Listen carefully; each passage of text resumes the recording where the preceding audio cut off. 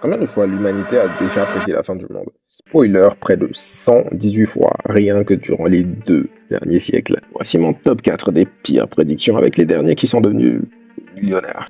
En numéro 4, déjà en 1844, le prédicateur William Miller convainc des milliers de personnes que le Christ reviendra le 22 octobre 1844. Alors, vous l'avez un peu remarqué, on est en 2026 et absolument rien ne s'est passé. Sur le coup, pour les adeptes, c'est un véritable choc. Ira Manson écrit: Nos plus grands espoirs furent anéantis. Nous avons pleuré jusqu'à l'aube. Numéro 3. En 1970, l'auteur Hal Lindsey affirme que l'apocalypse est proche dans son livre The Late Great Planet Earth. Résultat, un joli petit pactole, des centaines de milliers d'exemplaires vendus, faisant de lui l'un des auteurs religieux les plus célèbres et les plus fortunés de son époque. En numéro 2, en 2011, le prédicateur américain Harold Camping annonce que le jugement dernier aura lieu le 21 mai 2011. Robert Fitzpatrick, un ancien employé des transports de New York, y croit tellement qu'il dépense près de 140 000 dollars de ses économies personnelles pour des affiches publicitaires afin de prévenir tout le monde. C'est franchement pas de bol pour lui. Et en numéro 1, ce qui a sûrement été l'une des plus grandes hystéries collectives à cause d'une prédiction apocalyptique, la prophétie de 2012. Une mauvaise interprétation du calendrier Maya fait croire